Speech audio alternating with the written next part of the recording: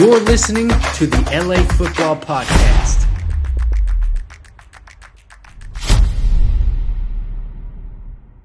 And welcome back, Los Angeles, to the LA Football Show, Trojans edition. If you're on podcast, thank you for tuning in. Radio 1090, the mightier ESPN Radio. Thank you for keeping that dial right there and keeping us on the airwaves as we get into some Trojans who started spring practices this week. It's crazy. For some, may have felt like a long off season. For some, may have felt very quick as we are already back into it. They got their pro day coming up in just about 2 weeks. I was out at the Combine in Indy, so got to see the likes of Tuipulotu, Jordan Addison, Andrew Voorhees, who we could talk about the unfortunate event that happened to him, but what a warrior he is. So a lot of fun stuff still to talk about with USC and get into it. I'm Ryan Dowd, joined as always by the madman, Jamal Madney. What's up, brother? Former Trojan, alumni, how we doing? Doing well, Ryan. Excited to talk about the men of Troy and the big sort of spring session that is underway with the burden of expectations of having the reigning Heisman winner and the expectations of Trojan family for big things this year. Yeah, absolutely. So a lot of good stuff to get into. Show, as always, brought to you by our friends at BetOnline. Head to betonline.ag today. Use our promo code BELIEVE. That's BLEAV. Gets you a 50% welcome bonus on your first deposit. Make sure to head there, sign up, use that promo code. Tell them the guys at the LA Football Network sent you. So, Jamal, before we get into it, we haven't done this in a while. 1 minute soapbox where we just, have a minute to say anything we want, anything we got to talk about. I know you've traveled a little bit. I've been traveling a little bit. You got your anniversary. Your actual anniversary just passed, but you're celebrating your anniversary coming up. We obviously talked about it a little bit last segment on radio, but not for our Trojan podcast. So you got 1 minute. Anything you want to talk about in the airwaves, go for it. The floor is yours. Ryan, I'm just excited about my wedding anniversary that happened earlier this week, and we're going back to Newport to sort of celebrate where our wedding took place. And it's always such an anchor in the year. And it's so hard to believe that 3 years has gone by of sort of blissful marriage, and just how much has changed in the world through everything we went through with the pandemic to now seemingly being on the other side of it and life beginning again. And it really sort of bookends a very special time of the two of us kind of being at home so much and getting to spend that quality time with each other. And now, commitments and work and projects and all the things that you and I are doing together are now taking up a lot of space. And so it really sort of envelopes a very special time in my life, and very excited to celebrate. I think for all of us, it's just an important opportunity to always know what's important and really treasure the relationships, treasure the memories in your life, because money comes and goes, success comes and goes, jobs come and go, material things come and go. But the thing that you always enjoy, the things that are always timeless in your life, are those relationships, are those memories, are those experiences. And so it's just an opportunity for me to reflect and wanted to share that with all of our listeners. Yeah, love it. It's crazy how fast time goes. I'll be celebrating my 6-year anniversary later this year. So it's wild, man, how fast it goes. But yeah, congrats to you and Ashley. I think she posted and you reposted on Instagram some videos from your wedding, and you got quite the dance moves, my friend. That thank you so I don't know much. if that was that a choreographed a dance you had to do, or was that on the fly? It's the Indian blood. You got to have it. You need to be able to dance. Indian movies are basically glorified Broadway productions that happen to be inconvenienced by story and narrative. And so it's all about dancing. And yes, we had choreographed dances, Bollywood dances by us, by the bridal party and what have you. And then also you got to go improv there on the dance floor. And so there were a lot of improv moments as well. But there's nothing quite like kind of the Indian wedding, the Indian dances. So I can't wait for you and I to sort of have one of those weddings. Obviously not to each other, although I don't mind that either. But I think some of our common Indian friends, hopefully they're on the cusp of some things in the next couple of months and years, and we're going to really be able to enjoy it. Yeah, well, I mean, we've been playing matchmakers. So we have a friend, Yes, and yes, we just need to match them up with one of your Indian friends, and then we'll be able absolutely, to make that happen. absolutely. Make that happen. I That's great. my dream, Ryan, is to become the Les Snead of matchmaking. And right now, I am far from that. Right now, I am quite Tom Telesco. in a doghouse here. Yeah, no, I'm more of I think I'm the Alex Grinch of matchmaking at this point. I need to become the Les Snead. Okay. Yeah. Not very successful then. But hopefully, hey, that can change this year, I hope. So, but yes, congrats. Very happy. So I'll be quick with my minute soapbox, little dad story. Cause that's like all I have nowadays. Anything good in my life is usually doing the dad. But so last weekend, we woke up. Me always wakes up at like 7 a.m, no matter what day it is. Woke up, and then randomly I was like, you know what? Let's go to Randy's Donuts down the street and get donuts. So we like literally had our PJs on still. She put her rain boots on, go down and get donuts, come back. She got one of like the small little M&M one that she was all excited about. Came back, got ready, and then we took the train to downtown LA, went on like an adventure. That's what we kept calling it. And so all day she's like, oh, adventure. What else did we do that night? We did a bunch of different things. And so at the end of the day, we're like, oh, Mia, what was your favorite part of the day? And without even hesitation, is getting donuts with daddy. And I think that just shows, like, it's crazy to me.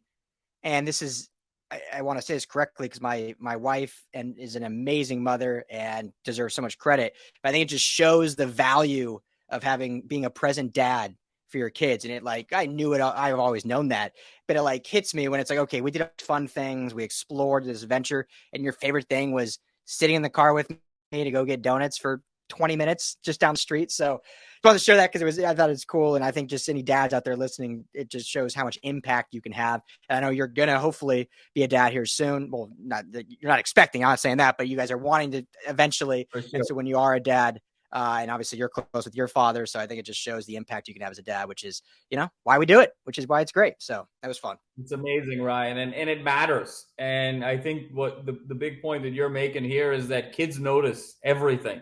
And they're a lot more intelligent than we give them credit for at their respective ages. They notice, they observe, they synthesize, they remember. And so I think, and you're one of the best dads that I have ever interacted with. So that does not surprise me and just makes me very happy to hear. Well, I don't know about that, but thank you. I'll take the compliment. So appreciate it. But speaking of dads, but speaking of father figures, if you will, Lincoln Riley kicked off the spring practices this week. A lot of excitement. First day media was on Wednesday, I believe. And then they will be taking, at least media-wise, like 2 weeks off, and they'll be back at the end of the month, which I will be at a few of those practices. Hopefully, I think March 21st is when that begins again. So we'll have plenty more actual coverage to report to you. But guys were all there, fully padded up. And I got to tell you, Jamal, like before we kind of dive into it, last year was exciting because of Lincoln Riley obviously being the first-time head coach, and it was just a new vibe and new things because it had been 5 years of Clay Helton. And so there was that excitement and the preparation and the culture shift and all these things we've talked about all year long. This year, so far, 1 week in, and I mean this in a very positive way, just feels so much more dialed in terms of like, okay, last year was cool. Like we exceeded expectations by some people's thoughts, but now the expectation is a national championship. Like that is the expectation. I know they said that last year. Coach Riley said that last year, that they wanted to make it last year. But now on the outside, everyone looking in, that is the expectation. Heavy is the head that wears the crown, as they say. But it seems like this team and this program is embracing it. And I think that's what is a very important thing is some programs, some cultures, some teams, some quarterbacks, some coaches can say that's the goal and the dream, but you can feel they can't quite handle that pressure. And, Jamal, we're 3 days into spring practice, so I'm putting a lot of positive spin on this. But early on, it feels like that they're embracing that pressure and are excited to show the world that they can live up to it. No doubt, Ryan. And I think that this is the right attitude to have. I think we have talked about this. I think the honeymoon period for Lincoln Riley officially ended in that December night in Vegas after the Utah loss.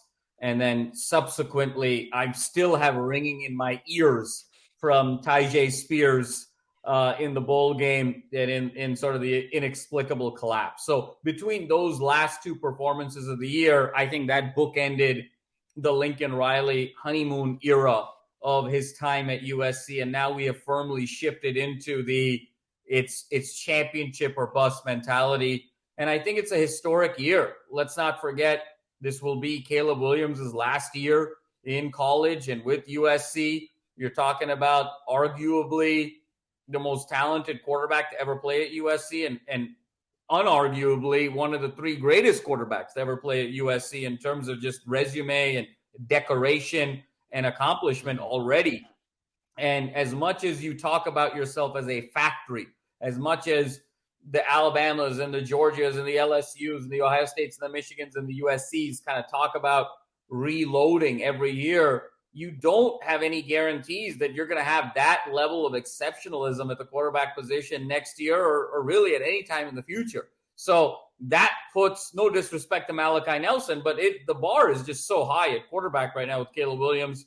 And you feel that window here of, can we take advantage of that? I think you overlay that on this being USC's last year in the Pac-12, a conference that they have absolutely dominated, owned, defined, where everyone has been chasing them for the better part of 100 years, but also a conference where they have only won it once since 2008. This is going to be year 15 of the longest really conference drought that USC has really ever had in terms of this 15-year stretch.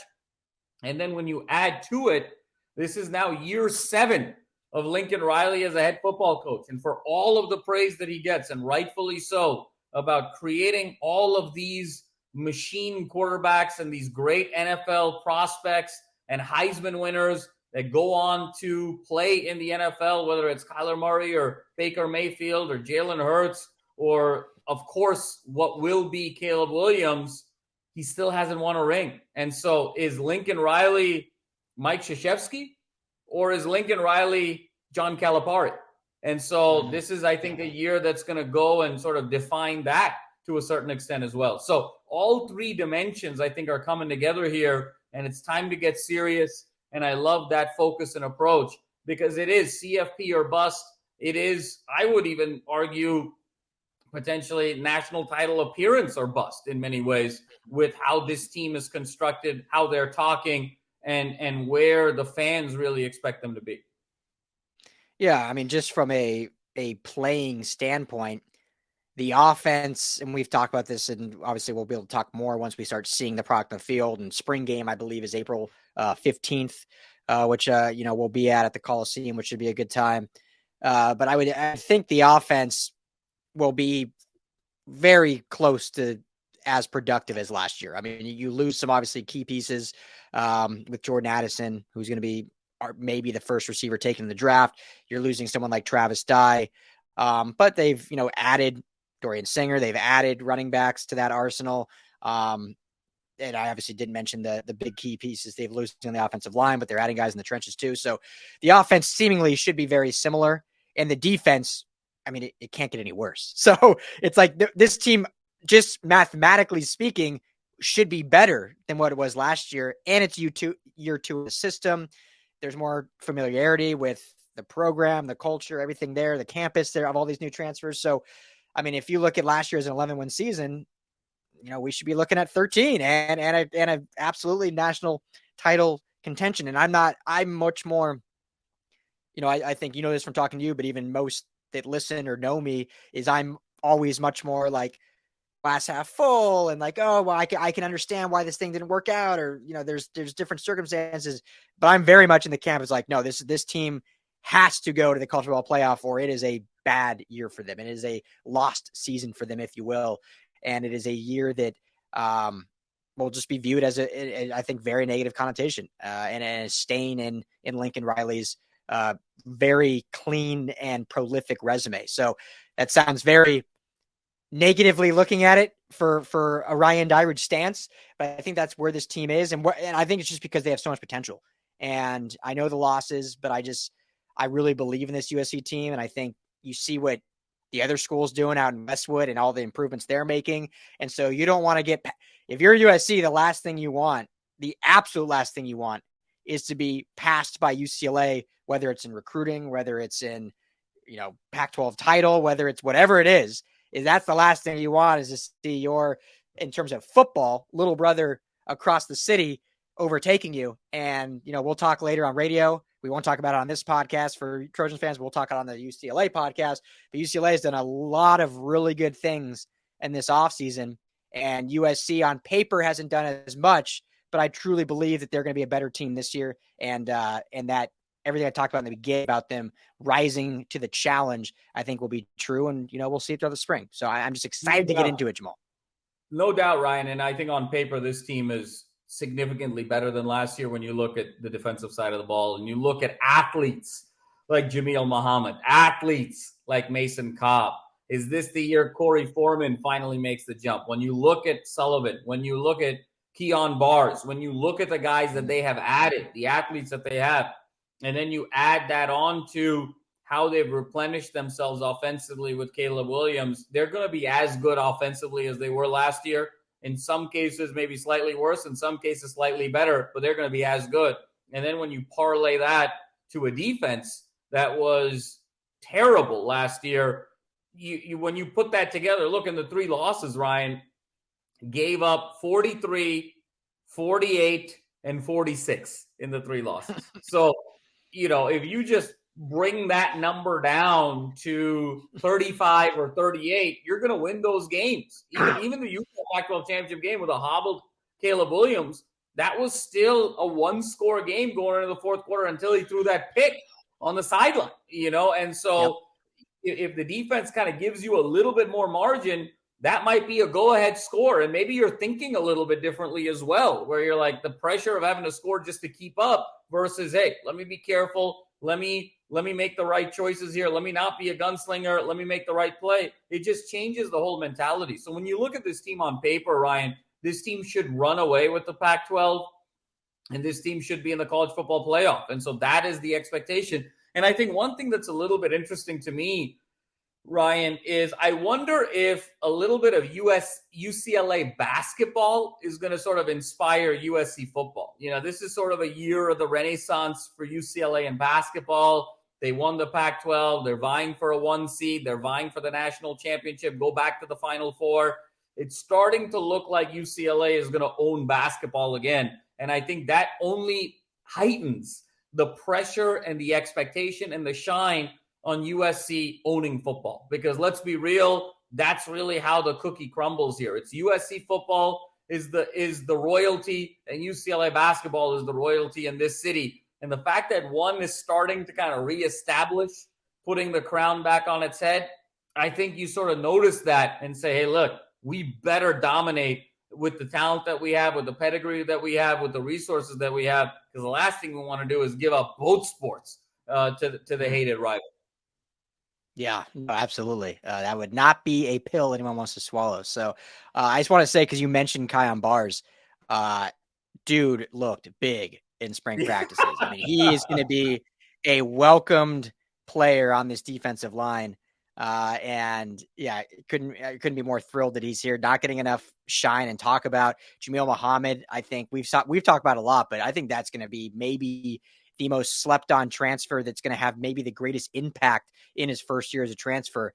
I just think that was a slam dunk one. We've talked about the versatility, the athleticism that he brings to the linebacking room. So I mean, a lot of exciting things here that have quietly happened in this offseason. I think when there was so much splash last offseason with obviously the Riley hire, with the Caleb transfer, with, they really had, I think, the most transfers in all of college football. Had a lot again this year, but they were just quieter names that I think are in reality going to have a very, very big and vital impact. So running out of time, of course. So you have like a minute, but I haven't really talked to you about the combine. What was your thoughts on just the overall, Tuli, Addison, Voorhees, Makai, Blackmon? So you have like a minute, but just your overall takeaways from those guys at the combine.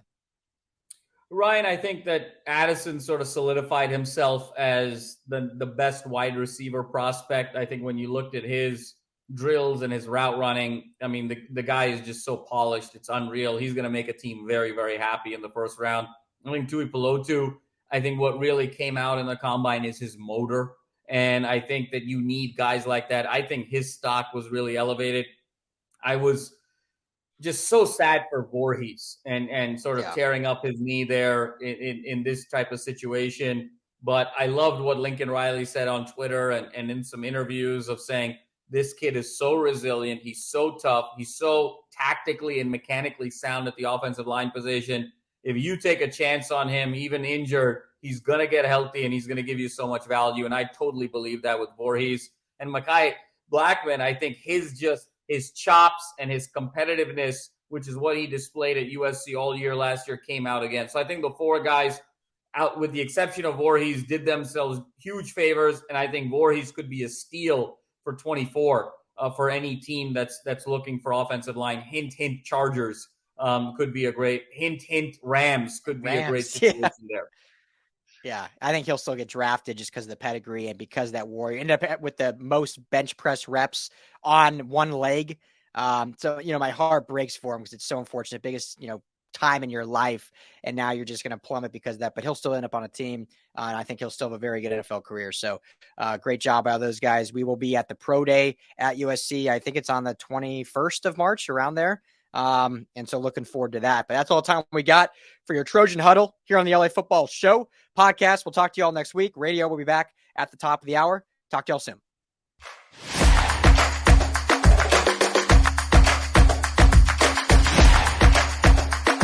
You're listening to the LA Football Podcast.